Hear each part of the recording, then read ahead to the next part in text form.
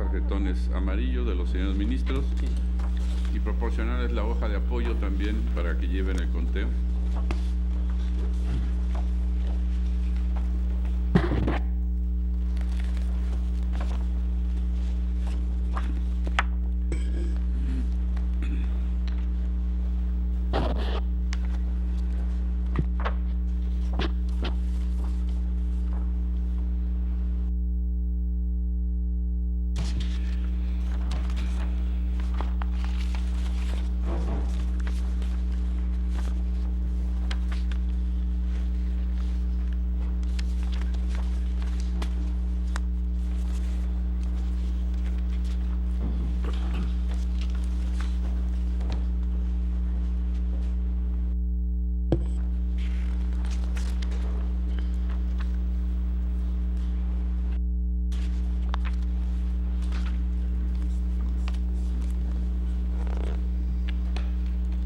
Solicito a los señores ministros, ministra, presidentes, respectivamente de la primera y segunda salas de este alto tribunal, se sirvan fungir como escrutadores de la votación, por favor, recordándoles la regla que ya leyó el secretario, que uno lee el nombre del candidato y el otro ministro volverá a hacerlo. Esta votación se registrará en el sistema de cómputo que aparecerá en las pantallas.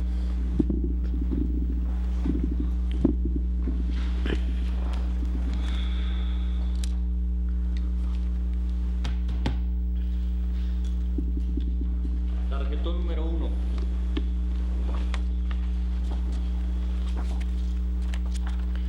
Tarjetón número 1. 1. González Durán Fernández Alejandro. Tarjetón número 1. 1. González Durán Fernández Alejandro. 2. Lara Patrón Rubén Jesús. 2. Lara Patrón Rubén Jesús. 3. Olvera Acevedo Alejandro.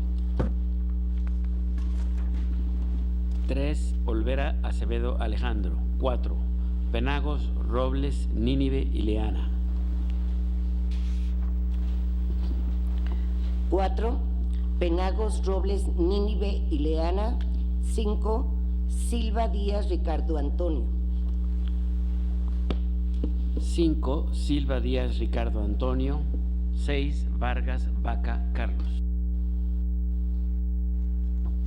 6. Vargas Vaca Carlos.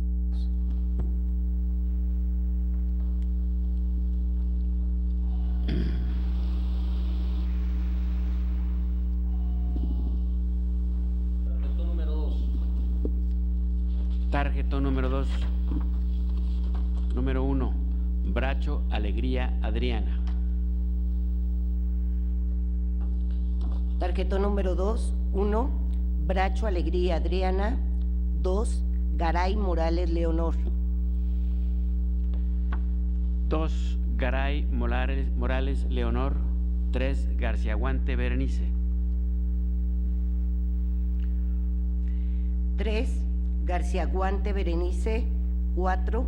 Lara Patrón Rubén Jesús. 4. Lara Patrón Rubén Jesús. 5. Silva Díaz Ricardo Antonio. 5. Silva Díaz Ricardo Antonio. 6. Vargas Vaca Carlos. 6. Vargas Vaca Carlos.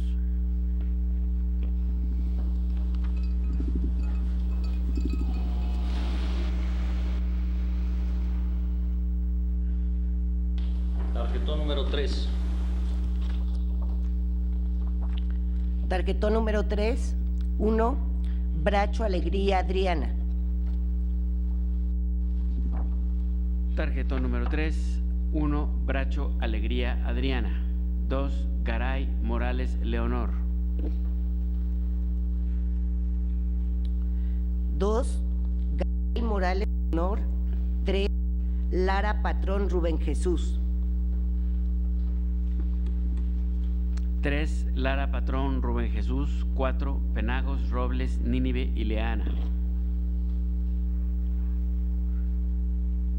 4, Penagos Robles Nínive Ileana. 5, Silva Díaz Ricardo Antonio. 5, Silva Díaz Ricardo Antonio. 6, Fuerte Castellanos Rolando. 6, Villafuerte Castellanos Rolando.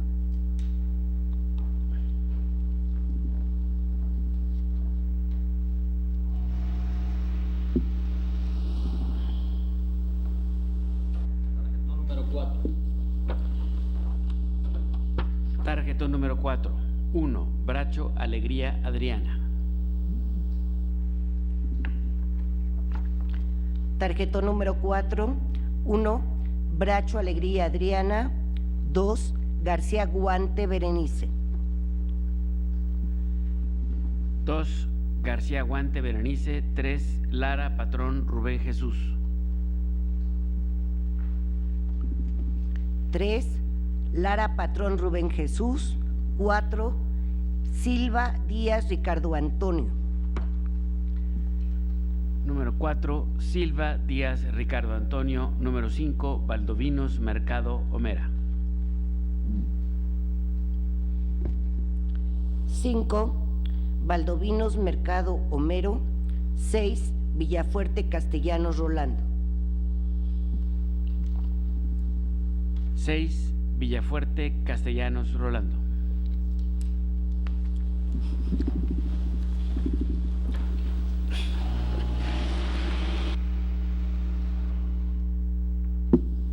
Tarjetón número 5.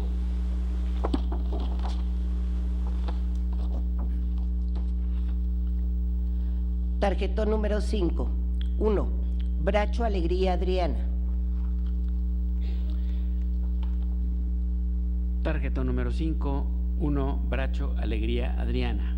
2, González Durán Fernández Alejandro. 2, González Durán Fernández Alejandro. 3, Lara Patrón Rubén Jesús.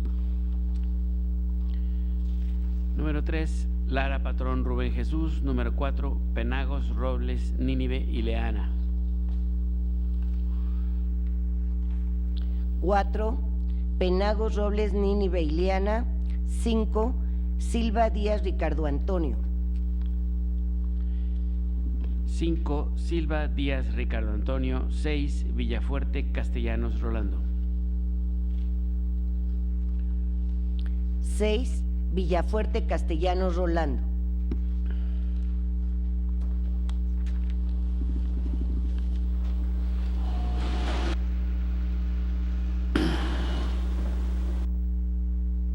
Tarjetón número 6.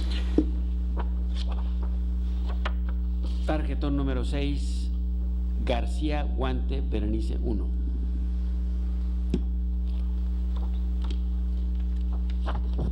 Tarjetón número 6. 1, García Guante Berenice. 2, Guerrero Olvera Sergio. Número 2, Guerrero Olvera Sergio. Número 3, Lara Patrón Rubén Jesús. Número 3, Lara Patrón Rubén Jesús. Número 4, Penagos Robles Nínive Ileana. Número 4, Penagos Robles Nínive Ileana. Número 5, Valdominos Mercado Homero. Número 5, Valdovinos Mercado Homero. Número 6, Villafuerte Castellanos Rolando. Número 6, Villafuerte Castellanos Rolando.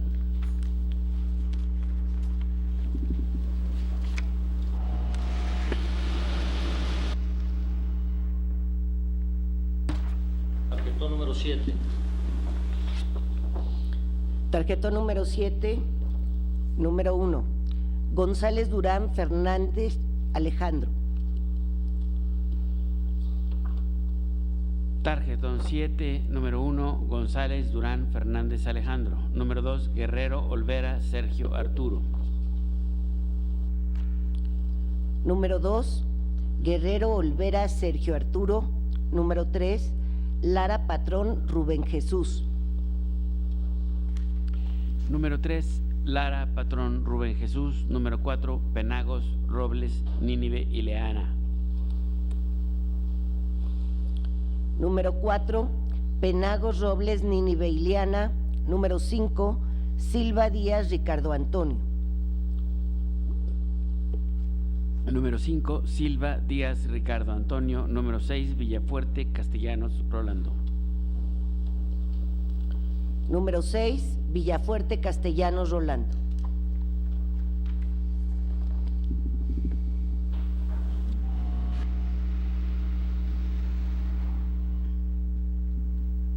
Número 8. Tarjetón 8, número 1, García Guante Berenice.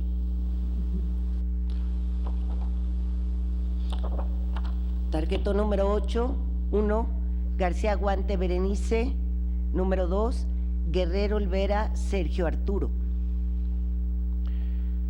Número 2, Guerrero Olvera Sergio Arturo. Número 3, Lara Patrón Rubén Jesús.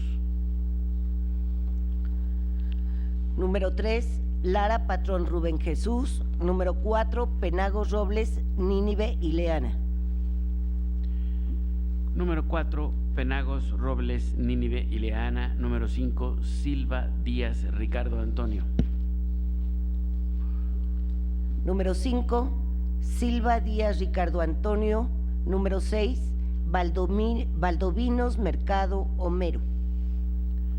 Número 6, Valdovinos Mercado Homero.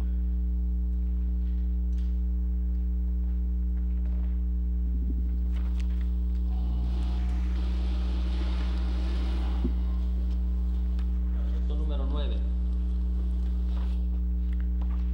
Tarjetón número 9, 1, Adriana Bracho Alegría. Tarjetón 9, número 1, Adriana Bracho Alegría. Número 2, Berenice García Guante. Número 2, Berenice García Guante. Número 3, Sergio Arturo Guerrero Olvera. Número 3, Sergio Arturo Guerrero Olvera. Número 4, Rubén Jesús Lara Patrón. Número 4, Rubén Jesús Lara Patrón. Número 5, Nínive Ileana Penagos Robles. Número 5, Nínive Ileana Penagos Robles. Número 6, Rolando Villafuerte Castellanos. Número 6, Rolando Villafuerte Castellanos.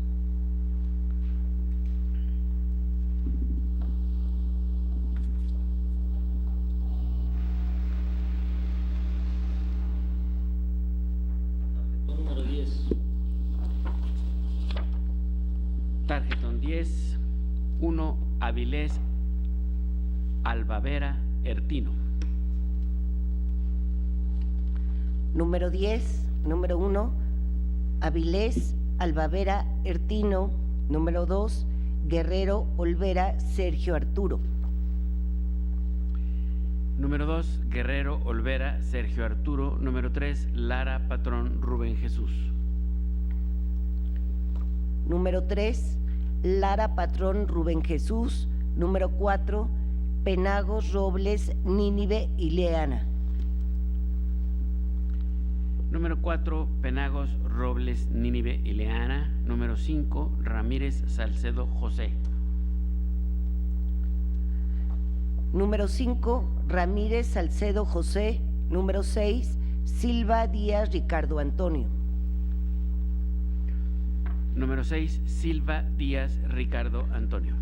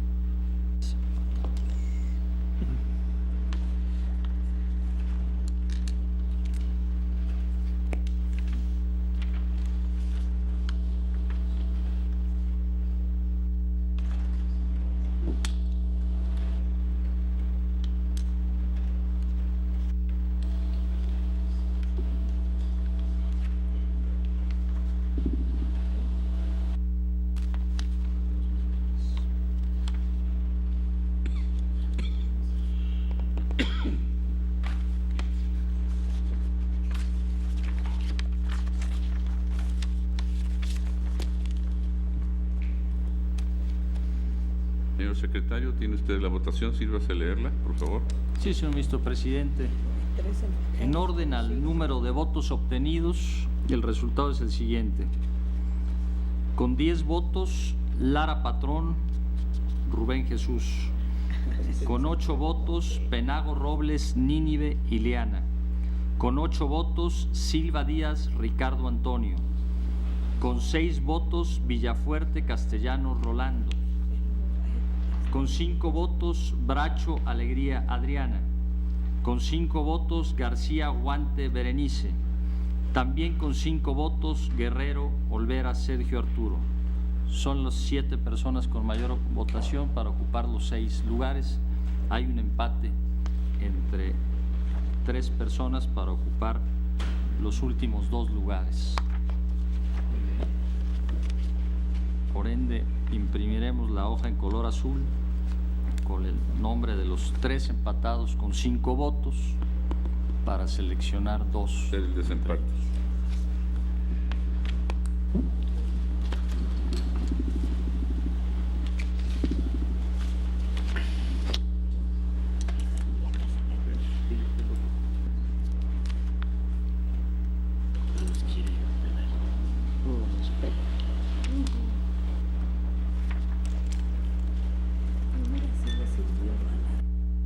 Si son tan amables, señores ministros presidentes de las salas, volver a sus lugares, por favor, y muchas gracias.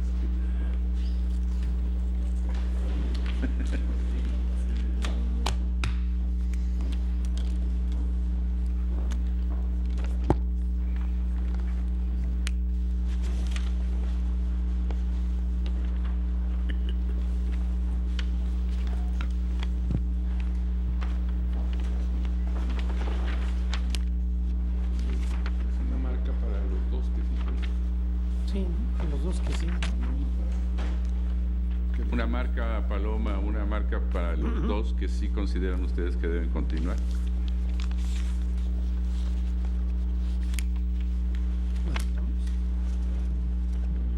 Pues sí, mejor. Lo doblamos por la mitad para entregarla al secretario. ¿La mitad? La mitad, por favor.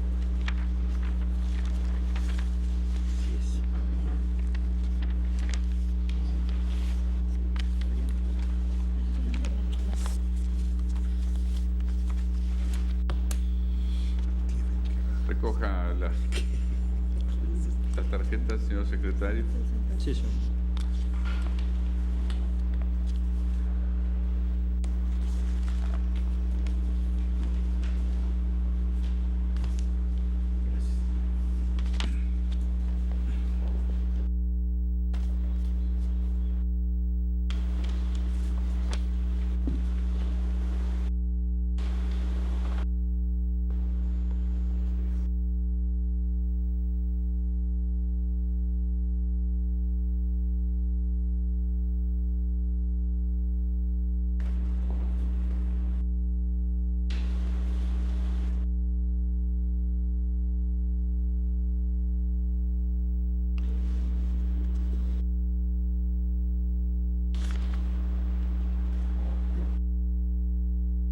Señores ministros presidentes, por favor. Les suplico que vuelvan a ser escrutadores.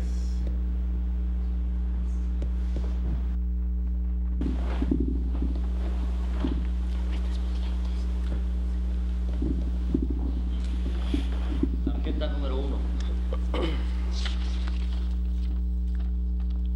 Tarjeta número 1. 1, Bracho Alegría Adriana. 3, Guerrero Olvera Sergio Arturo. Tarjeta número 1, Bracho Alegría Adriana, Guerrero Olvera Sergio Arturo.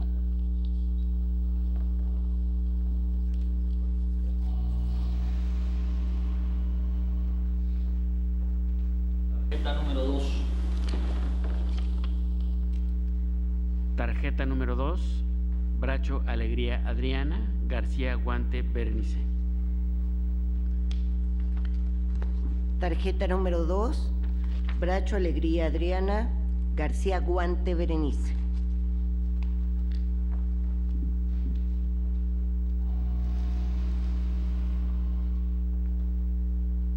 Tarjeta número 3.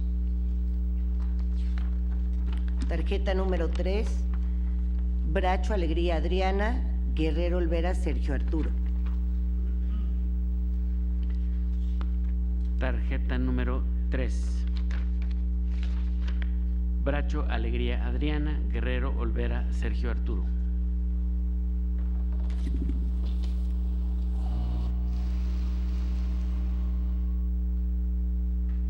Tarjeta número 4. Tarjeta número 4. Bracho Alegría Adriana, Guerrero Olvera Sergio Arturo. Tarjeta número 4, 1, Bracho Alegría Adriana, 2, Guerrero Olvera Sergio Arturo.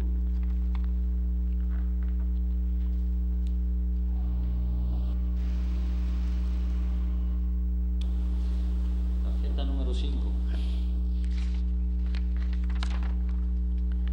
Tarjeta número 5, 1, Bracho Alegría Adriana, 2, García Guante Berenice.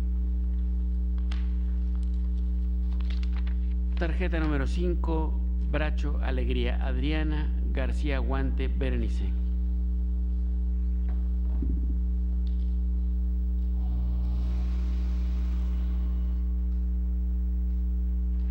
Tarjeta número 6. Tarjeta número 6, Bracho Alegría Adriana, García Guante Berenice.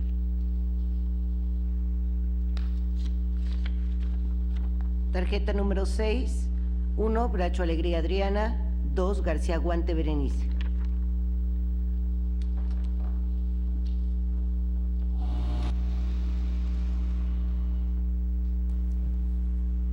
Tarjeta número 7.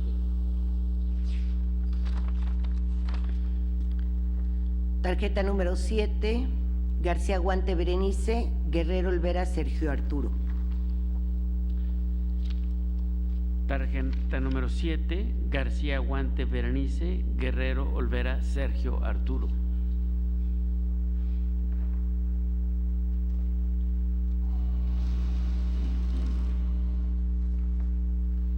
Tarjeta número 8. Tarjeta número 8, Bracho Alegría Adriana, Guerrero Olvera Sergio Arturo. Tarjeta número 8, Bracho Alegría Adriana, Guerrero Olvera Sergio Arturo.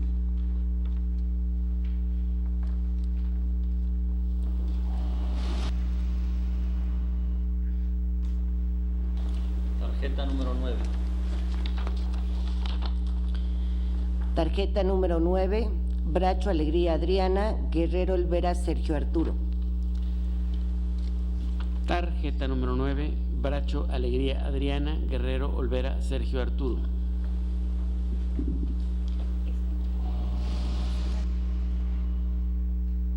Tarjeta número 10. Tarjeta número 10, García Guante Berenice, Guerrero Olvera Sergio Arturo. Tarjeta número 10, García Guante Berenice, Guerrero Olvera Sergio Arturo.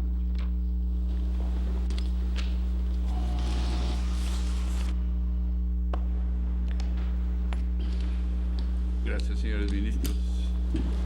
Señor ministro, la votación obtenida en esta ronda fue Bracho Alegría Adriana 8 votos, Guerrero Olvera Sergio Arturo 7 votos y García Guante Berenice 5 votos. Por ende se integran a la lista de los 6 Bracho Alegría Adriana y Guerrero Olvera Sergio Arturo. Deme los nombres de los 6, por favor, completos. Con gusto, señor ministro. Atendiendo a su orden alfabético, Bracho Alegría Adriana, Lara Patrón Rubén Jesús, Guerrero Olvera Sergio Arturo,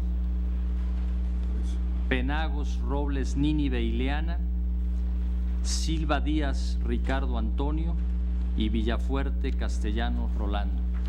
Son los 6 en orden alfabético. Muy bien. Con esta designación y los candidatos señalados, pongo a su consideración si se aprueba la lista correspondiente en votación económica. Queda aprobado. Luego entonces convoco a los referidos aspirantes a la sesión pública solemne que tendrá lugar el próximo lunes 3 de julio a las 10 horas en este recinto de la Suprema Corte de Justicia de la Nación para los efectos precisados en el punto 5 del Acuerdo 4-2017 de 29 de mayo de 2017. Con esto damos por terminada esta sesión de elección y continuaremos con la sección pública ordinaria de este tribunal pleno.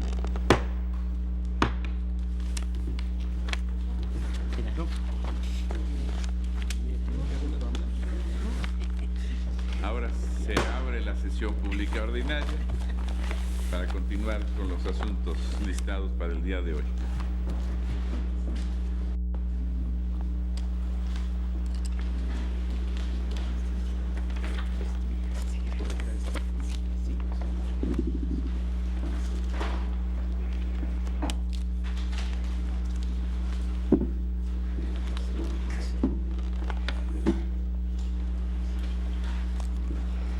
Señor secretario, si vas a dar cuenta, por favor. Sí, señor ministro presidente. Se somete a su consideración el proyecto de acta de la sesión pública número 58 ordinaria, celebrada el jueves 22 de junio del año en curso. Señoras ministras, señores ministros, ¿alguna observación al acta? Si no hay, en votación económica se aprueba. Queda aprobado en consecuencia. Continuamos, por favor. Sí, señor. Se somete a su consideración el proyecto relativo a las acciones de inconstitucionalidad 99 y 104, ambas de 2016, promovidas por los partidos políticos Morena y de la Revolución Democrática, bajo la ponencia del señor ministro Gutiérrez Ortiz Mena y conforme a los puntos resolutivos a los que se dio lectura en sesión anterior. Gracias, señor secretario. Desde la sesión anterior se había anunciado a darle la palabra al señor ministro Franco, a la señora ministra Luna y a su servidor. Por favor, señor ministro Franco. Gracias, señor presidente. Señoras y señores ministros, además de haber tratado de poner la mayor atención a todas las intervenciones, recibí puntualmente las versiones taquigráficas que de nueva cuenta pude ver para tratar de precisar las posiciones que se han señalado. Y quiero decir que evidentemente es un asunto de la mayor relevancia porque se trata de la integración de la Sala Superior de una de las instituciones de la República más importantes, al tratarse de la máxima autoridad en materia jurisdiccional electoral. Quiero partir y voy a tomar unos minutos para leer un documento en esta ocasión y señalo que quiero partir de la base argumentativa de que la legitimación inicial de un juzgador y en su caso cualquier servidor público depende en fundamentalmente de que su nombramiento se haya llevado a cabo cumpliendo con los presupuestos fundamentales siguientes. Primero, que la autoridad que realice el nombramiento tenga la competencia para ello.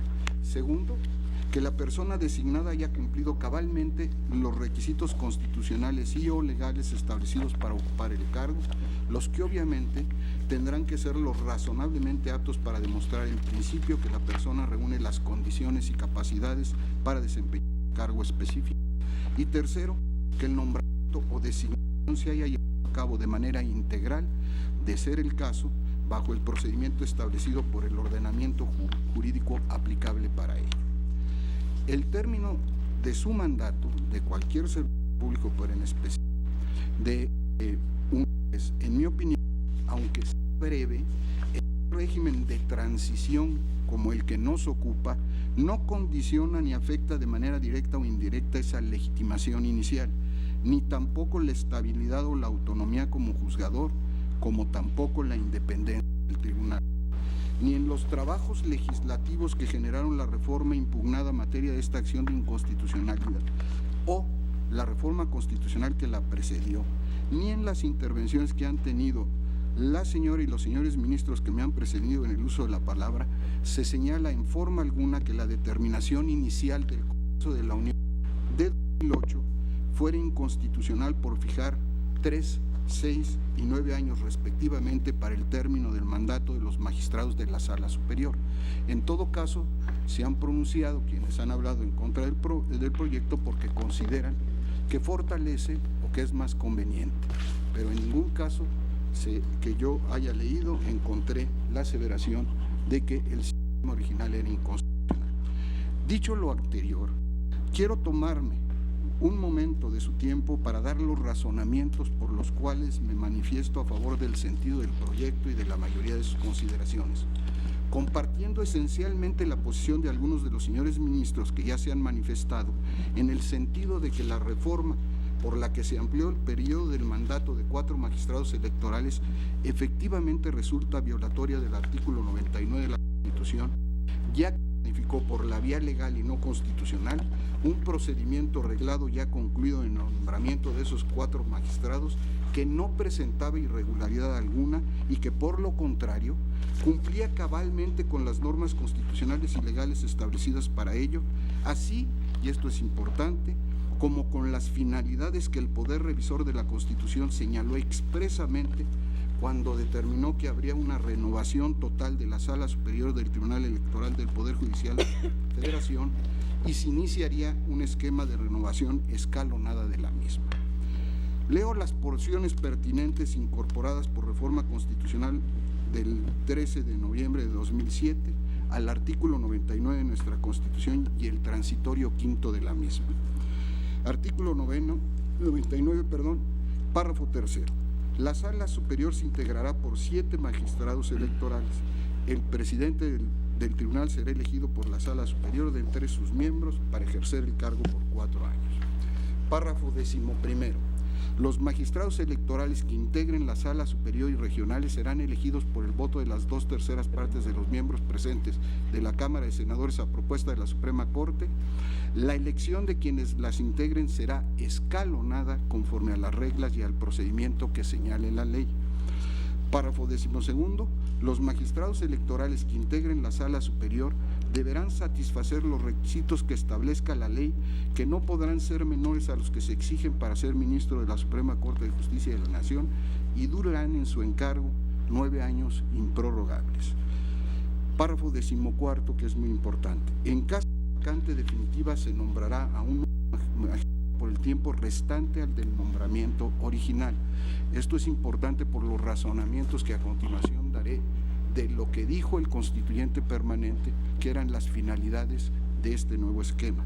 Y finalmente, en el artículo 5 transitorio de la reforma constitucional se señaló, cito textualmente, para los efectos de la renovación escalonada de los magistrados electorales de la Sala Superior y de las salas regionales del Tribunal Electoral del Poder Judicial de la Federación, a que se refiere el artículo 99 de esta Constitución, se estará a lo que determine la Ley Orgánica del Poder Judicial de la Federación. Todo esto se ha interpretado por algunos de los señores ministros en el sentido de que se daba una libertad configurativa al Congreso de la Unión para establecer estas reglas en la ley y consecuentemente también se ha extendido el argumento a la reforma que se hizo. Las razones expresamente señaladas en los trabajos legislativos, en especial en el dictamen de la Cámara de Senadores como Cámara de Origen, que fueron avaladas por la Cámara de Diputados en su totalidad de la reforma constitucional y que pueden leerse específicamente a fojas 150, 151 y 152 del proyecto que discutimos, son del tenor siguiente, y nada más voy a leer las partes que me parece son fundamentales. Estas comisiones unidas coinciden con la propuesta de los autores de la iniciativa bajo dictamen para establecer la renovación escalonada de los consejeros electorales del Consejo General y también de los magistrados del Tribunal Electoral del Poder Judicial de la Federación. Para hacer posible la renovación escalonada, y subrayo la siguiente expresión, en armonía con la periodicidad de los comicios federales, consideramos acertada la propuesta de aumentar en 2 años el periodo de mandato de los consejeros electorales del Consejo General del entonces IFE, dejando a la ley secundaria la regulación precisa del periodo de transición para tal efecto. Igual criterio, cabe anticipar, se adopta respecto de los magistrados electorales de las salas del Tribunal Electoral de la Federación. Después sigue estableciendo, respecto de la integración de las salas del Tribunal Electoral del Poder Judicial de la Federación y de los magistrados electorales que las integran, la iniciativa bajo dictamen proponen 3 medidas de importancia con las que estas comisiones unidas coinciden. La primera es el establecimiento de la renovación escalonada de los magistrados electorales en coincidencia de la propuesta ya considerada en este dictamen para los consejeros electorales del Consejo General del IFE. Por los mismos argumentos es de aprobarse la propuesta. La segunda medida se explica en la pertinencia de hacer congruentes los periodos de mandato de los órganos superiores de las 2 instituciones fundamentales del sistema electoral mexicano.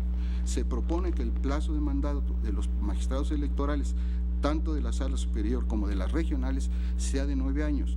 Lo que cabe mencionar, facilitará su renovación escalonada atendiendo a la periodicidad de los procesos electorales federales. Es de aprobarse. Y la tercera medida establece que en caso de vacante definitiva en cualquiera de las salas del Tribunal Electoral del Poder Judicial de la Federación, el nuevo magistrado solamente concluirá el periodo para el que fue electo el ausente. Es también de aprobarse. Con motivo de esa reforma constitucional se reformó la Ley Orgánica del Poder Judicial de la Federación el 1 de julio de 2008, que en lo que interesa a este tema introdujo en el artículo 187 y en el transitorio cuarto lo siguiente, cito las partes pertinentes. El artículo 187 sustantivo, la sala superior se integrará por 7 magistrados electorales. Los magistrados durarán en su encargo 9 años improrrogables, su elección será escalonada. En caso de vacante definitiva se nombrará un nuevo magistrado quien durará en su cargo por el tiempo restante al de nombramiento original. El artículo cuarto transitorio que se ha mencionado en varias ocasiones en las intervenciones estableció que para efectos del escalonamiento en la elección de los magistrados de la sala superior, establecido en el artículo 99 de la Constitución, se estará lo siguiente. El primer apartado marcado con el número 1 romano nunca se aplicó. El segundo decía, a más tardar el 30 de octubre de 2016, la Cámara de Senadores elegirá a 7 nuevos magistrados electorales de la Sala Superior que iniciarán su mandato el 4 de noviembre de 2016. 2 de ellos concluirán su mandato el 31 de octubre de 2019, 2 más el 31 de octubre de 2022 y los 3 restantes el 31 de octubre de 2025. Al aprobar los nombramientos, el Senado deberá señalar el periodo de mandato que corresponde a cada magistrado. Me parece que esto es fundamental para entender lo que voy a tratar de decir, espero lograr. Al haberse rendido la protesta constitucional por las personas designadas bajo las condiciones de temporalidad que daban plena eficacia, no solamente a los textos constitucionales y legales, sino también a las finalidades que persiguió la reforma constitucional, no existía razón alguna ni justificación para que se modificaran las condiciones originales de integración y renovación escalonada. Lo anterior es así, pues la reforma de 2008, además de establecer el escalonamiento deseado, lo hacía siguiendo las finalidades que el constituyente permanente determinó para ello, al establecer que se elegirían por el Senado a propuesta de la Suprema Corte de Justicia de la Nación 3 magistrados por 9, 2 magistrados por 6 y 2 magistrados por 3 años, respectivamente, para integrar la Sala Superior, con lo que se lograba que las renovaciones futuras siempre fueran armónicas en relación a la periodicidad de los procesos electorales federales, los que se celebrarían, como todos sabemos, cada 3 años. Aún suponiendo que pudiese pensarse que el Congreso de la Unión tiene facultades de configuración legislativa para modificar un proceso de integración de la Sala Superior válido y ya concluido en todas sus fases, lo que, repito, yo no comparto, no puedo dejar de mencionar que, en mi opinión, seguiría siendo fundado el concepto de invalidez planteado por el partido político Morena, consistente en que la reforma viola los mandatos de elección escalonada en relación a la periodicidad de los procesos electorales federales. Esto es así, dado que la determinación adoptada de designar 2 magistrados por 7 años, 2 por 8 y 3 por 9, impide que pueda haber esa relación armónica entre el relevo escalonado de los magistrados y los procesos electorales federales, como lo subrayó el Poder Revisor de la Constitución, era un objetivo prioritario de la reforma. A diferencia del esquema definido en 2008, el de 2016 se aleja totalmente de ese objetivo. Conforme a la de 2008, la renovación se haría al año siguiente de la elección federal siguiente. Es decir, 2 magistrados terminarían su mandato el 31 de octubre de 2019, otros 2 el 31 de octubre de 2022 y los 3 restantes el 31 de octubre de 2025. De esta manera, ya bajo la regla de 9 años para todos, los 2 que iniciarían su periodo el 1 de noviembre de 2019 terminarían su mandato el 31 de octubre de 2028. Los 2 que iniciaran su encargo el 1 de noviembre de 2022 concluirían su encargo en 2031 y los 3 que iniciarían su mandato el 1 de noviembre de 2025 concluirían su mandato el 31 de 2034 y así sucesivamente, manteniendo precisamente la armonía con la celebración y la periodicidad de los procesos electorales federales. Como se puede apreciar, siempre habría una renovación escalonada al año siguiente de la elección federal respectiva. Es por ello que el constituyente tomó la decisión también de establecer una regla para las ausencias definitivas durante el mandato de cualquiera de los magistrados, por la cual el sustituto solamente puede ser nombrado por el resto del periodo que le correspondería ejercer al ausente. Esto permite que no se altere la renovación armónica escalonada conforme con la periodicidad de los procesos electorales, puesto que cumpliría el mandato solo por el tiempo pendiente y en la misma fecha se elegiría junto con el otro magistrado o los otros magistrados a quien duraría 9 años. En cambio, el esquema que se introdujo con la reforma de 2016 no cumple con estos requisitos y en mi opinión, mandato de orientación que dio el constituyente para la reforma. De acuerdo con el texto del artículo transitorio impugnado, los 2 magistrados cuyo mandato se extendió a 7 años concluirían el 31 de octubre de 2023, los 2 electos por 8 años el 31 de octubre de 2024 y los 3 electos por 9 años el 31 de octubre de 2025. Lo que se agrava en la siguiente renovación, dado que quienes sean designados para iniciar su mandato el 1 de noviembre de 2023 concluirían su encargo en octubre de 2032, los nombrados para iniciar el 1 de noviembre de 2024 concluirían el 31 de octubre de 2033 y los que inician el 1 de noviembre de 2025 concluirían el 31 de octubre de 2026 y así sucesivamente, lo que haría que se concentrara siempre en los últimos 3 años la renovación total, como lo mencioné. Por tanto, con este esquema no se guarda ninguna armonía con la periodicidad de los procesos federales, tampoco se logra plenamente el propósito de que se combinen la experiencia con la renovación y por supuesto se aleja significativamente de la periodicidad de renovación con los consejeros electorales del Instituto Nacional Electoral, que está previsto a partir de la reforma que se tuvo para transformar el IFE en Instituto Nacional Electoral, que será cada 3 años. Todo lo cual, consecuentemente, en mi opinión, debilita sensiblemente los objetivos del escalonamiento establecido por el Poder Reformador de la Constitución, puesto que la Sala Superior se renovará siempre en su totalidad en los últimos 3 años de estos periodos. Por todas estas razones, yo votaré con el proyecto, reservándome para, en su caso, formular un voto concurrente. Gracias, señor presidente. Gracias, señor ministro Franco. Señora ministra Luna, por favor. Gracias, señor presidente.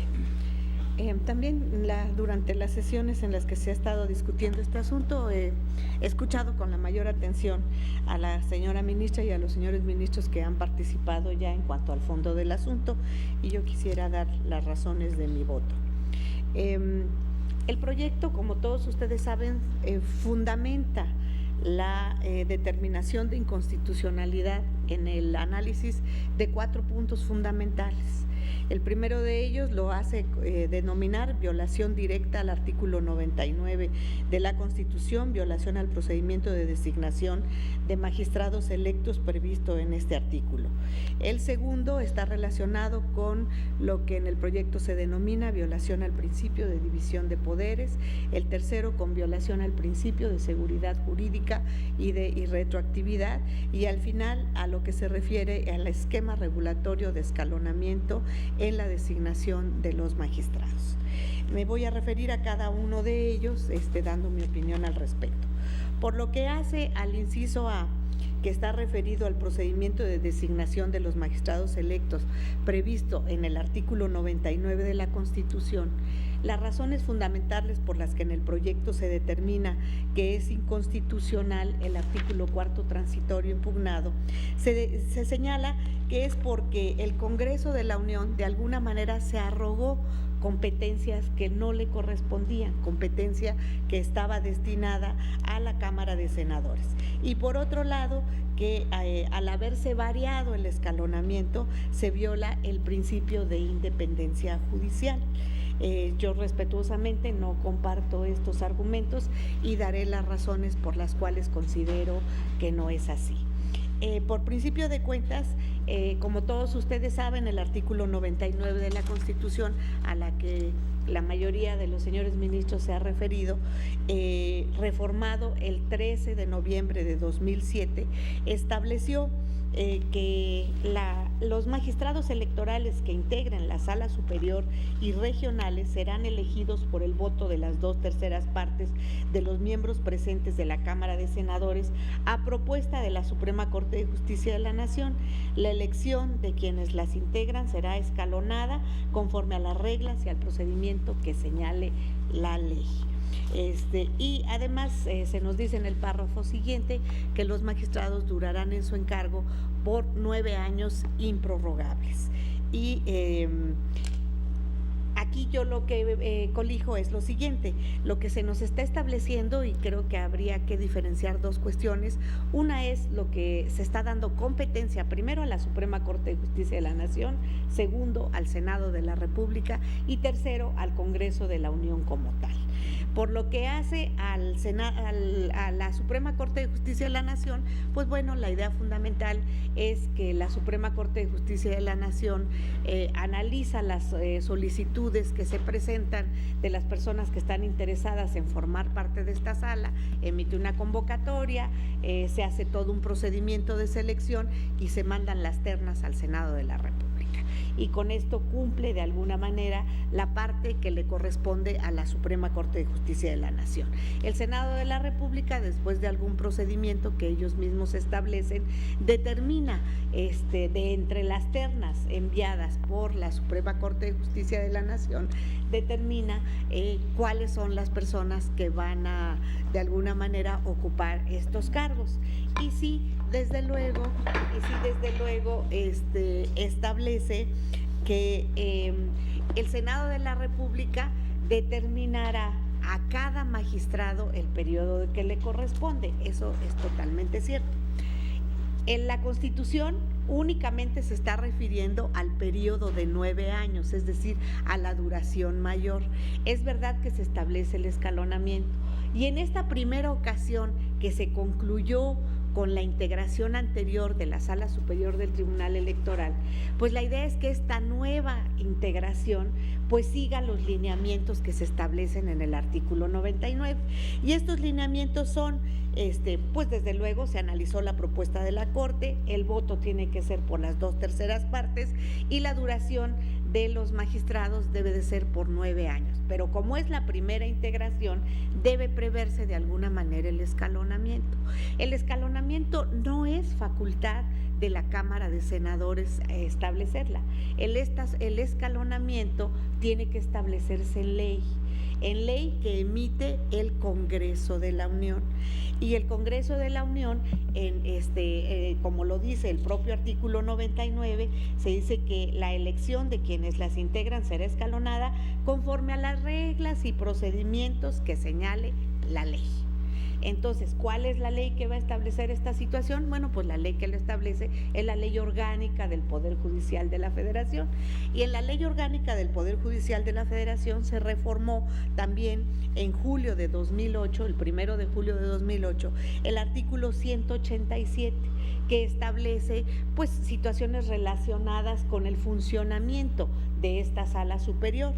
Y para lo que nos interesa en la materia de esta acción, pues se dice que van a durar 9 años, no se está refiriendo de manera específica al escalonamiento, dice que su elección será escalonada, simple y sencillamente, pero no da alineamientos en cuanto a este escalonamiento, y que el nombramiento de los magistrados siempre será cuando exista una vacante definitiva.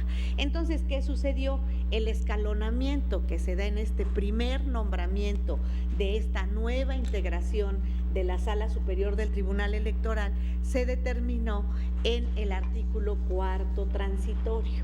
El artículo 4º transitorio estableció situaciones que en lo personal me parecen muy importantes, muy importantes. La primera de ellas es que a más tardar el 30 de octubre de 2016, la Cámara de Senadores elegiría a los 7 nuevos magistrados, y que estos nuevos magistrados electos en esta fecha iniciarían su mandato el 4 de noviembre de 2016. Y luego se refiere a la conclusión de estos 7 magistrados y nos dice: 2 concluirán el 31 de octubre de 2019, 2 el 31 de octubre de 2022 y 3 el 31 de octubre de 2025. Esto se establece en este transitorio. Y bueno, también se establece en este transitorio que el Senado señalará cuál es el periodo que corresponde a cada uno de los magistrados, lo cual hizo, y el 20 de octubre de 2016, como todos ustedes saben, el Senado designó a los 7 magistrados y determinó, conforme a este artículo 4º transitorio, la duración del periodo de cada uno de ellos. Sin embargo, y hasta aquí pues podríamos decir había concluido el procedimiento, pero sin embargo, el 25 de octubre de 2016 se reformó nuevamente el artículo 4º transitorio. El 26 se presentó el dictamen ante la Cámara, ante la comisión respectiva de la Cámara de Senadores. El 27 se aprobó este dictamen y el 3 de noviembre de 2016 el Congreso de la Unión aprobó la reforma al artículo 4º. ¿En qué consistía esta reforma al artículo 4º? El artículo 4º sigue regulando el escalonamiento de los magistrados, pero varió el periodo en el que deben de concluir. En lugar de que concluyeran durante los años 19, 22 y 25, determinó que concluyeran en el 23, 24 y 25. Es decir, en el primer artículo transitorio se habló de un escalonamiento de cada 3 años. Y en el segundo transitorio que se emitió reformando el anterior, se estableció un escalonamiento de 1 año para cada magistrado. Esto, les decía, se aprobó en el Senado de la República el 3 de noviembre de 2016 y el día 4 los magistrados rindieron protesta, es decir, y el día 4 era el día que iniciaban funciones en el Tribunal Electoral. ¿Qué quiere esto decir? Que la reforma que se hizo al artículo 4º transitorio en relación con los tiempos en que concluían el encargo de los magistrados se hizo antes de que ellos tomaran posesión. Y para mí esto resulta ser muy importante. Se ha dicho que el Senado de la República, más bien que el Congreso de la Unión, se arroga facultades que le corresponden al Senado de la República al haber modificado estos tiempos en el artículo transitorio. Yo, con el mayor de los respetos, no lo veo así, porque la ley en la cual se tiene que establecer cómo se determina el escalonamiento y los periodos en que estos deben de durar, no es una facultad del Senado de la República, es una facultad del Congreso de la Unión, porque se emite en una ley, y así lo dice el propio artículo 99 constitucional, que dice, repito, la elección de quienes las integrarán será escalonada, conforme a las reglas y al procedimiento que señale la ley. Entonces, quien reforma el artículo 4 no es el Senado solito, ni es el Congreso de la Unión el que aprueba esta reforma y determina un cambio en las fechas de conclusión del periodo de cada uno de los magistrados. ¿Lo hace bajo su competencia? En mi opinión, sí. ¿Por qué razón? Porque al Senado de la República, en el momento en que vuelve a tomarles la protesta y les señala un periodo de conclusión distinta, simplemente está cumpliendo con señalar el nuevo periodo que determina la ley de la materia emitida por la autoridad competente.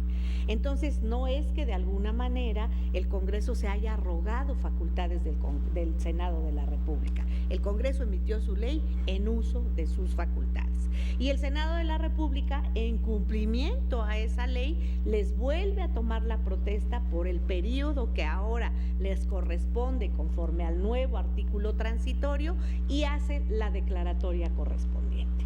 Entonces, yo en cuestiones competenciales, honestamente, no veo por qué razón podamos decir que hay una invasión de competencias. Yo creo que cada uno de los órganos, tanto el Senado de la República como el Congreso de la Unión, actuaron en la medida de sus competencias. Por otra parte, y bueno, esto se materializa con la protesta, decía, y la declaratoria correspondiente. Por otro lado, también quisiera mencionar que independientemente de que se haya dicho que también esto es violatorio de el principio de independencia judicial, yo en este sentido sí, con el mayor de los respetos, manifiesto. Yo creo como juzgadora que el periodo que dure cada juzgador no tiene absolutamente nada que ver en su independencia, en su autonomía, con la vocación de juzgador y con los requisitos que como tal tienen que cumplirse y que fueron analizados respecto de los señores magistrados en su momento, tanto por la Suprema Corte de Justicia de la Nación como por el Senado de la República.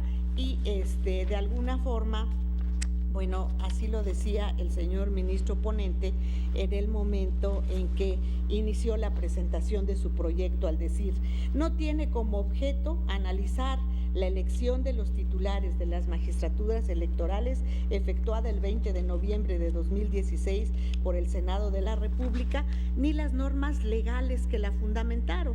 Tales aspectos gozan de presunción de constitucionalidad y legitimidad democrática. Con lo cual, yo concuerdo plenamente. ¿Por qué razón? Porque vuelvo a insistir, una cosa es que se satisfagan los requisitos formales que se establecen en la Constitución y en la ley para ocupar el cargo, y otra es que se satisfagan también los requisitos de capacidad de quienes ocupan este cargo y que de alguna manera fueron establecidos tanto por esta Corte cuando salieron designados en la terna, como por el Senado de la República en el momento en que hubo la designación, como para que esto se vincule con la temporalidad que esto tiene. Yo creo que esta es una situación totalmente ajena y totalmente distinta a lo que implica la capacidad y los requisitos para ocupar el cargo. Entonces, quisiera mencionar también que esta Suprema Corte de Justicia de la Nación en muchos precedentes ha señalado cosas que me gustaría precisar. Por una parte, sí es cierto que de alguna manera en la acción de inconstitucionalidad 22, que se cita en el proyecto que ahora se está discutiendo, fue aprobado por la Suprema Corte de Justicia de la Nación, pero aquí yo lo único que quiero aclarar en este asunto que tengo a la mano, Para lo único que en un momento dado podría servirnos como precedente de este asunto es para determinar la materia electoral.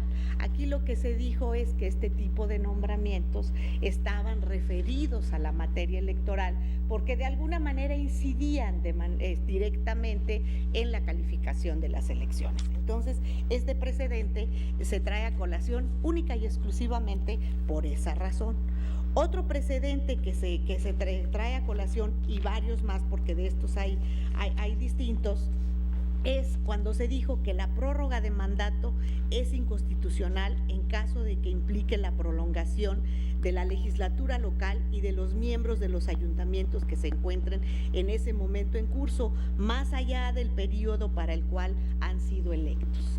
¿Qué es lo que sucedió en estos casos? No estábamos hablando del nombramiento de magistrados de ninguna sala, ni local ni federal, del Tribunal Electoral, sino que aquí nos estábamos refiriendo a prórrogas de nombramiento que se dieron para congresos locales y para ayuntamientos. Ahora, aquí, ¿por qué se declaró por esta Suprema Corte de Justicia de la Nación que esto sí era inconstitucional? Aquí se declara que es inconstitucional, en primer lugar, porque se estaba dando una prórroga del mandato constitucional que en mi opinión es improrrogable, como sucede también en este caso el plazo de 9 años para que los magistrados funjan como tales en sala superior. Si aquí se estuviera prorrogando el plazo de 9 años, estaríamos exactamente en la misma condición del precedente. No es el caso. Aquí lo que se estaba prorrogando era el tiempo base en el cual, bueno, no el tiempo base, podríamos decir la primera integración, cuánto tiempo tenía que durar, y se estaba prorrogando exclusivamente la salida de 4 magistrados. Y por otro lado, aquí recuerden ustedes que cuando hablamos de integrantes de ayuntamientos o de integrantes de congresos locales, estamos hablando de autoridades que se designan por el voto público, que tampoco es el caso de los magistrados de sala superior, que tienen una forma de designación, según ya hemos visto, muy, muy diferente. Entonces aquí lo que se dijo es, si se están autoprorrogando en el Congreso local estos periodos, pues sí, de alguna manera lo que se está haciendo es suplantar, podríamos decir, la voluntad popular, porque ellos deben ser designados por el voto público. Situación que decíamos aquí no tiene nada que ver porque es otro tipo de designación. Entonces este precedente pues tampoco nos resulta aplicable al caso concreto. Pero hay uno que sí nos resulta ser aplicable, y aunque yo estoy consciente que no todos los señores, la señora ministra y los señores ministros que integran actualmente el Pleno de la Suprema Corte de Justicia de la Nación, se resolvió, es el 30/2011 que se resolvió el 22 de noviembre de 2011. Y en este asunto, aquí sí estábamos analizando una situación muy similar a la que tenemos en este proyecto. Aquí estábamos analizando el artículo 10º transitorio, también de un decreto que establecía la prórroga de el nombramiento de consejeros electorales y de magistrados electorales. Fíjense, quisiera leerles el artículo 10º que se reformó y la reforma de cómo quedó este artículo 10º. Decía, los consejeros electorales del Instituto Electoral del Estado y los magistrados del Tribunal Electoral del Estado, en su caso, serán ratificados por un periodo más, y los designados en el año de 2008 durarán en su encargo del 29 de mayo de 2008 al 15 de noviembre de 2011. Este artículo fue reformado y en la reforma, fíjense lo que se dice, se les amplía un año más. Dice, los consejeros electorales del Instituto Electoral del Estado y los magistrados del Tribunal Electoral ratificados y los designados en el año de 2008, y fíjense otra cosa importantísima, actualmente en funciones durarán en su cargo del 29 de mayo de 2008 al 15 de noviembre de 2012 por esta única ocasión.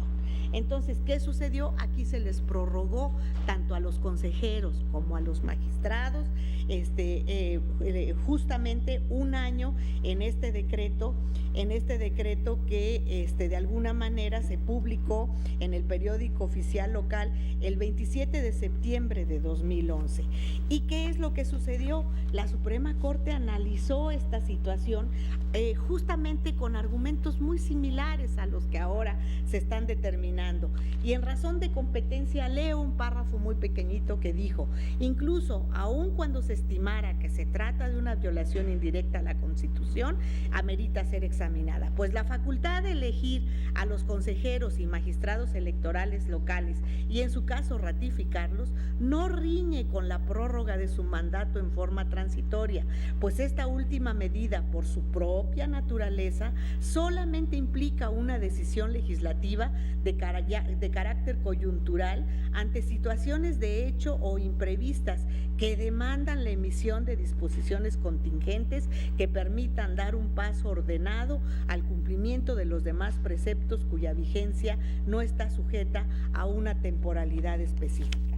Y luego se dijo también, en cuanto a la independencia de estos órganos, se hace un análisis de cómo son los requisitos y las atribuciones y facultades tanto de los consejeros como de los magistrados y se concluye, consecuentemente, tanto el Instituto Estatal del Estado de Guerrero como el Tribunal Electoral de la misma entidad cuentan con las garantías elementales para salvaguardar su independencia y autonomía, de manera que resulta infundado que la sola circunstancia de que los nombramientos de sus integrantes hubieran sido prorrogados por un plazo de un año provoque la pérdida automática de tales atributos, pues los mismos están dispuestos para revestirlos de esas características al margen del tiempo de su desempeño. Estos fueron los argumentos que dijo la Suprema Corte de Justicia de la Nación en la acción de inconstitucionalidad 30/2011 con 10 votos, resuelta el 22 de noviembre de 2011. El único voto que se emitió en contra fue entonces por el señor ministro Valls Hernández. Todos los demás ministros votaron a favor. Entonces, a mí me parece que no estamos contraviniendo ningún precedente de los establecidos por esta Corte y que de alguna manera, al contrario, estamos siguiendo un precedente muy similar donde se analizaron cuestiones muy similares y donde se resolvieron argumentos muy similares a los que ahora estamos tratando. Y por tanto, una vez que se tomó protesta y se hizo la declaratoria correspondiente conforme a esta reforma del artículo transitorio, pues a mí me parece que se cumplió con las formalidades que determina la Constitución y la ley en este sentido. Esto por lo que hace al primer inciso. En el segundo, por lo que se refiere a la violación al principio de división de poderes, el proyecto de alguna manera lo que está señalando es que la intromisión del Congreso de la Unión para cambiar las reglas y generar privilegios o ventajas en favor de las personas designadas resulta violatorio del principio de del principio de división de poderes. En primer lugar, yo considero que no se cambian las reglas, porque lo que se eligió de acuerdo a los primero se eligieron a los magistrados de acuerdo a los requisitos personales y profesionales cuyo análisis fue realizado en su momento por la Suprema Corte de Justicia de la Nación y por el Senado en las etapas que a cada uno de nosotros nos correspondió analizar. La temporalidad fue determinada en función de la ley vigente en ese momento, emitida por el Congreso de la Unión en uso pleno de sus facultades. Y que lejos de desestabilizar, fortalece de alguna manera el tiempo que los magistrados fueron designados, puesto que les amplía el plazo por el cual fueron nombrados. Bueno, esto, en mi opinión, lejos de constituir un problema de inconstitucionalidad, pues para mí es un problema de consolidación de un tribunal que se está formando y que de alguna manera emitirán criterios que poco a poco vayan consolidando su naturaleza. Por tanto, a mí me parece que no hay ninguna violación al principio de violación de poderes. Por otro lado, la violación al principio de seguridad jurídica y de irretroactividad. En mi opinión, pues tampoco se está violando el principio de seguridad jurídica. Habría violación al principio de seguridad jurídica si el cambio que se hubiera dado en la duración del tiempo de los magistrados no se hubiera establecido en una ley. Bueno, pues entonces sí estaríamos hablando de inseguridad jurídica, pero se estableció desde un principio en ley y después esa ley fue reformada de acuerdo a lo que se establece en la Constitución y en las leyes secundarias respectivas para poder llevar a cabo su reforma. Y una vez que fue concluida esta reforma, se llevó a cabo por el Senado de la República los actos administrativos necesarios para poder implementar esta reforma, que fueron precisamente la toma de protesta y la declaratoria correspondiente. Entonces, en mi opinión, no hay ningún problema de violación a la seguridad jurídica. Todo de alguna forma se hizo de acuerdo a las normas y a la competencia establecida para las autoridades correspondientes. Por otro lado, se dice que se viola el principio de irretroactividad. Pues la ley es de aquí para adelante, no se está estableciendo que sea con efectos hacia atrás. Los magistrados no habían tomado posesión todavía de su encargo y en el precedente que la Corte resolvió estaban incluso en funciones. Pero además el principio de retroactividad de una ley de alguna manera parte de una afectación para que éste pueda ser vulnerado. Y en este caso concreto, pues no podemos hablar de que hubo en sí una afectación. Entonces, sobre esa base, también considero que no podríamos decir que existe un problema de retroactividad. De alguna manera, se cita también la controversia constitucional 80, donde ahí sí se estableció una tesis en donde se violaba el principio de retroactividad, cuando la Asamblea Legislativa del Distrito Federal entonces debía realizar adecuaciones a las leyes correspondientes en un plazo adecuado dado por el Congreso de la Unión, y que debería de determinar el procedimiento y el número de consejeros electorales actualmente en funciones y que serían sujetos a renovación escalonada, a que hace mención el artículo contenido en este decreto. ¿Qué es lo que sucedió con este artículo transitorio? Que aquí sí se corría el riesgo de menoscabar los derechos por los cuales ya habían sido designados estos consejeros, y por esa razón la Suprema Corte de Justicia de la Nación en ese caso concreto estimó que sí se violaba el problema de retroactividad, pero en ese caso concreto había menoscabo a los derechos por los que ya habían sido reconocidos conforme a los cuales habían sido nombrados. Entonces, por esa razón a mí me parece que el precedente no sería aplicable. Y por último, el esquema regulatorio de escalonamiento. Esta última parte se dice que el largo periodo de acumulación de los magistrados a 7 años y la renovación tan rápida en 3 años rompe con este esquema. Bueno, yo lo que diría, pues sí, pudiera en un momento dado establecerse opiniones disímbolas y diferentes en cuanto a la duración. ¿Por qué no se renuevan cada 3 años? ¿Por qué no se renueva la mitad de los magistrados a la mitad del periodo y la otra mitad hasta concluirlo? Bueno, esa es decisión precisamente de el Congreso de la Unión al emitir la ley correspondiente, que en mi opinión sí opera la libre configuración normativa, porque si nosotros leemos el 99 constitucional y el propio 187 de la Ley Orgánica del Poder Judicial de la Federación, pues lo cierto es que en ninguno de los dos encontramos un solo lineamiento en relación a cómo se debe de llevar a cabo el escalonamiento. Lo único que nos dicen ambos preceptos es el nombramiento de los magistrados debe ser escalonado, pero diciendo, tomando en consideración esto, o siguiendo este parámetro, o tomando en consideración las elecciones, como se había dicho, no se da un solo lineamiento. Como no se da un solo lineamiento, en mi opinión, y lo digo con el mayor de los respetos para quienes no están de acuerdo con esto, para mí sí hay una libre configuración normativa que es de la que hizo uso de alguna manera el Congreso de la Unión. Y únicamente concluiría diciendo que los atributos de independencia, autonomía e imparcialidad son inherentes a la función y a la vocación de los juzgadores que tenemos el encargo excelente de impartir justicia.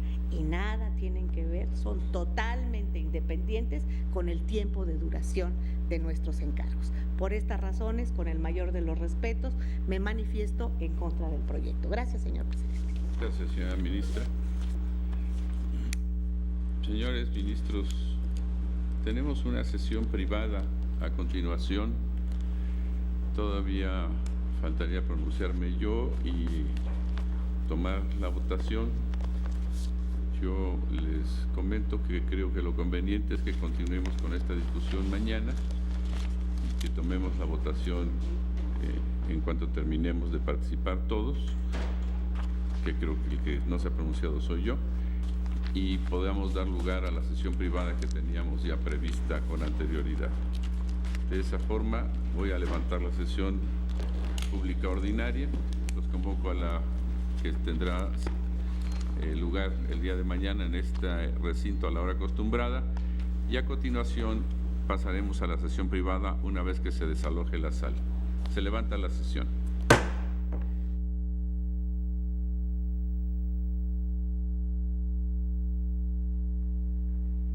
Concluyó la sesión ordinaria del Tribunal Constitucional de nuestro país, donde el Pleno avanza en este estudio de las acciones de inconstitucionalidad 99/2016 y 104/2016 acumuladas, con un estudio que plantea fundamentalmente en el tema de la integración de la Sala Regional del Tribunal Electoral del Poder Judicial de la Federación, la Sala Superior, con puntos importantes respecto de 4 de los integrantes de la Sala Superior que en su momento tuvieron una incidencia del decreto correspondiente de fecha 3 de noviembre del año 2016, con planteamientos importantes en la extensión del periodo para el que fueron nombrados.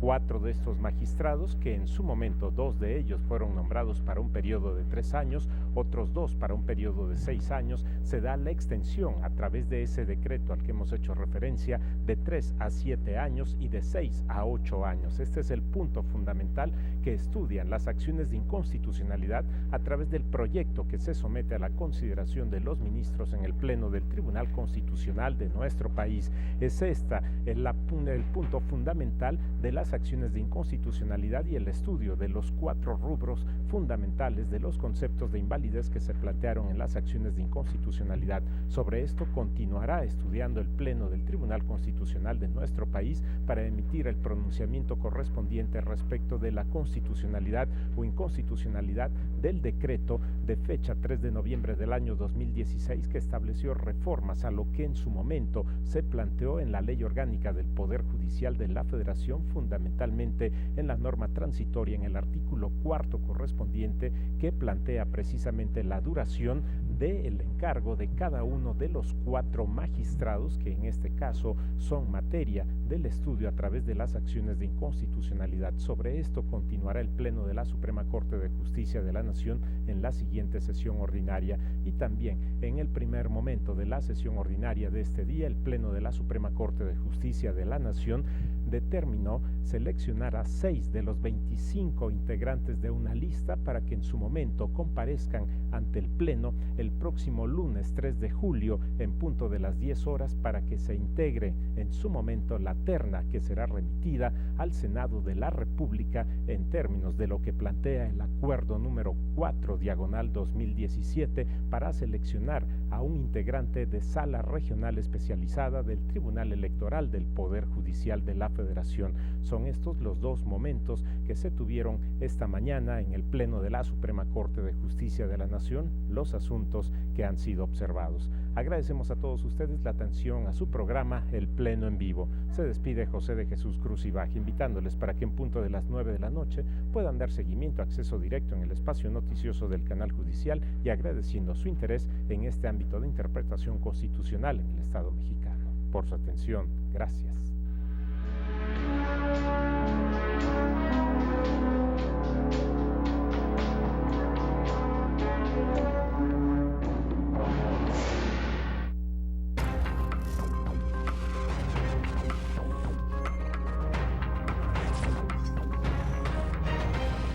¿Qué tal? ¿Cómo le va? Me da mucho gusto saludarle. Muchas gracias por estar con nosotros. Bienvenido a este espacio informativo.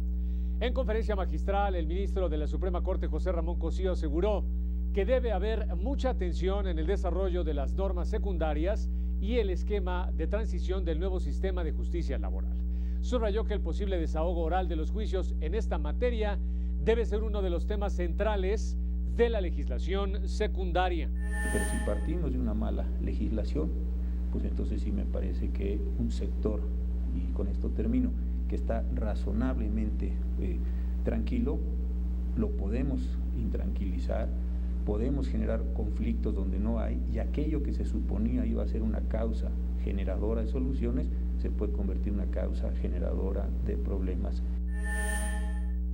En el cuarto Congreso Evolución del Derecho Mexicano del Trabajo, el subsecretario del Trabajo, Rafael Avante, afirmó que la conciliación es la clave laboral o la clave justamente para hacer una justicia en materia laboral efectiva. No es para escatimar una obligación, no es para lucrar con un derecho, es para solucionar en un ambiente más ágil y expedito, informal, menos formal, una diferencia que nos ahorre la necesidad de que tenga que venir un tercero a decirnos lo que procede. El objetivo de la reforma laboral es crear una fase conciliatoria entre los problemas del trabajador, empresa y sindicato. El 18 de junio se cumplieron 9 años de la publicación de la reforma constitucional en materia penal y 1 año de la entrada en vigor del sistema de justicia penal acusatorio para combatir a la delincuencia y garantizar los derechos de víctimas e imputados. Bueno, creo que el balance general es que nos falta mucho. Estamos haciendo un cambio radical en el modelo de justicia de este país. Y este año ya de plena vigencia, pues podemos constatar de que nos falta generar muchas capacidades en los operadores del sistema. Especialistas aseguran que el nuevo sistema es una buena apuesta que se debe consolidar, por lo que se requiere un gran cambio cultural que la sociedad mexicana debe llevar a cabo y también varios años para concretarse. Y nos vamos, como siempre, muchas gracias por haber estado con nosotros. La invitación a que se mantenga pendiente de esta señal. Pásela muy bien.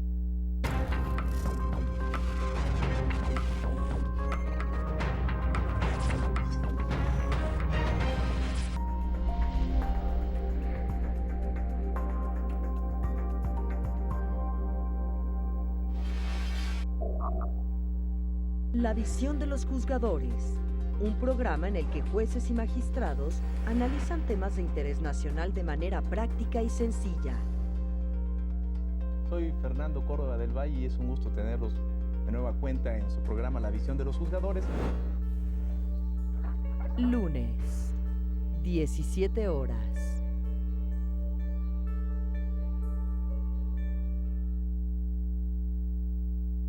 Visita los 50 módulos de acceso a la información de la Suprema Corte. En ellos encontrarás expedientes judiciales, sentencias, jurisprudencia, estadísticas, datos presupuestales, entre otros. Tenemos un módulo de acceso a la información cerca de ti. Consulta su ubicación en www.supremacorte.gov.mx. Tus derechos están protegidos por la Constitución y la Constitución por nosotros. Suprema Corte de Justicia de la Nación. Salvaguarda de tus derechos.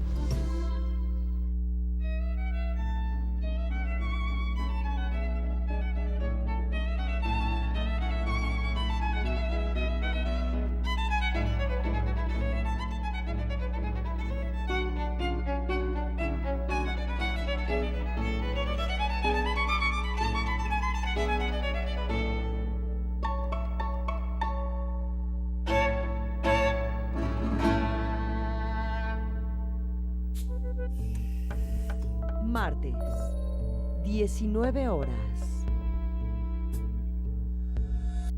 El canal judicial promueve la transparencia y la cultura de la legalidad. Sigue las transmisiones en vivo de las sesiones del Pleno de la Suprema Corte de Justicia. Infórmate diariamente con un periodismo riguroso sobre el acontecer jurídico. Sintoniza nuestros programas culturales. Síguenos en canaljudicial.mx o en www.supremacorte.gov.mx. Suprema Corte de Justicia de la Nación. Salvaguarda de tus derechos. La Constitución en su centenario, una serie que analiza los cambios que han vivido 8 artículos fundamentales de nuestra Carta Magna a lo largo de un siglo. Esta semana conoce la historia del artículo 123, uno de los primeros en integrar los derechos sociales en la Constitución al establecer y reglamentar las garantías de los trabajadores.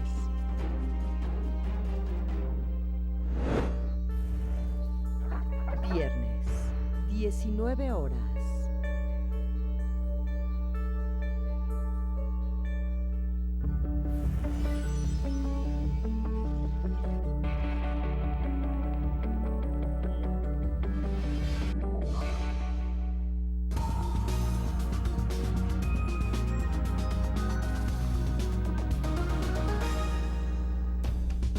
Bienvenidos a Cuadriga. Alemania se despidió de Helmut Kohl, canciller federal, de 1982 a 1998. Es el político que más tiempo pasó al frente del gobierno alemán, 16 años, pero además fue un destacado europeísta. El viernes pasado, Kohl falleció a los 87 años. El ex canciller será recordado por su labor al frente del gobierno alemán y por ser el arquitecto de la reunificación de Alemania, pero también por su papel como defensor de la integración europea y por ser uno de los diseñadores del Tratado de Maastricht. 25 años después, la Unión Europea aún tiene problemas por resolver, entre ellos el Brexit, la crisis financiera y los populismos acá en el continente. ¿Está el legado europeo de Helmut Kohl en peligro? Vamos a debatir este interesante tema con mis invitados el día de hoy, que paso a presentarles. Está con nosotros Juan Carlos Barrena, es corresponsal del Grupo Vocento en Berlín y trabaja como periodista para DW. Colega mío, Juan Carlos opina que las desavenencias en el seno de la UE retrasan que la visión europea de Kohl se cumpla. Mi siguiente invitada, María Grunwald, periodista alemana que creció en Chile, ahora trabaja con nosotros en DW como presentadora y corresponsal política. María piensa que la Unión Europea se debe enfrentar a grandes desafíos, pero sobrevivirá a esta crisis, con o sin Helmut Kohl. Mi tercer invitado, Javier Cáceres, periodista del diario alemán Süddeutsche Zeitung, para el que fue corresponsal en Madrid y en Bruselas.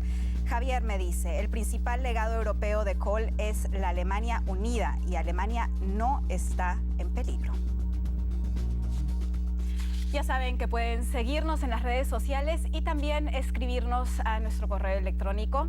Les animo a hacerlo. Por favor, acompáñenos en este debate. Empecemos contigo, María. ¿Por qué estás tan segura que la Unión Europea sobrevivirá a esta crisis con o sin Kohl?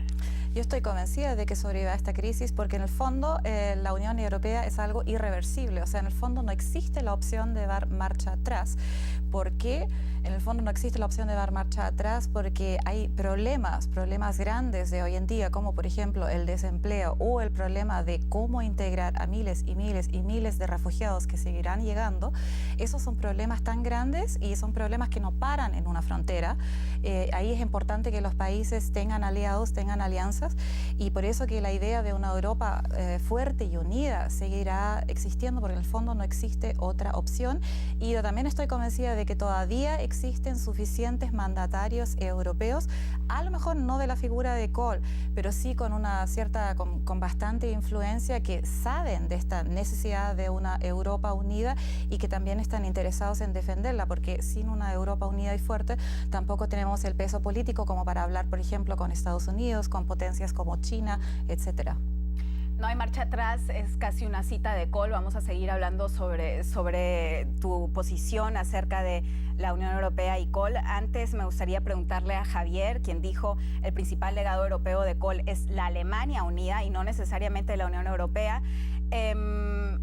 ¿Por qué lo es de esa manera? ¿Por qué el principal legado es la Alemania unida, Javier? Porque creo que fue el principal aporte a la historia europea de Helmut Kohl. Él supo aprovechar un momento histórico. En los años 89-90 fue el primero que comprendió que era el momento yo creo el único momento de conseguir la unidad alemana, que muchos creían fuera del alcance en aquella época, no era algo que se diera por sobreentendido, y yo creo que la Unión Europea hoy en día no se entiende sin la Alemania unida. La Alemania ha cambiado el mapa, ha rediseñado todo, y por tanto yo creo que hay que, digamos, con todos los aportes que pudo haber tenido Kohl a lo que conocemos hoy como la Unión Europea, hay que centrarse en lo que supuso aquel hito histórico que fue la reunificación en 1990. Como base para la Unión Europea, dirías tú. Exactamente. Juan Carlos, por otro lado, habla claramente de la Unión Europea como legado de Helmut Kohl y como la visión de Kohl. ¿Crees, Juan Carlos, que se ha cumplido quizás ya la primera fase de esta visión de Kohl? Se ha cumplido hasta cierto punto. Tenemos una moneda única, se ha integrado el este de Europa en la Unión Europea, la ampliación hacia el este es un hecho, es una de las cosas que él también deseaba que se cumplieran. Pero claro, no se ha cumplido, por supuesto, todo lo que él deseaba. Él quería una integración aún mayor de la que tenemos en estos momentos, quería una integración también no solamente económica, deseaba una integración política y era su gran aspiración. Quizás ahora, había una entrevista muy interesante con Emmanuel Macron que publican varios diarios europeos hoy en día, en la que pide a Alemania o pide a Merkel hacer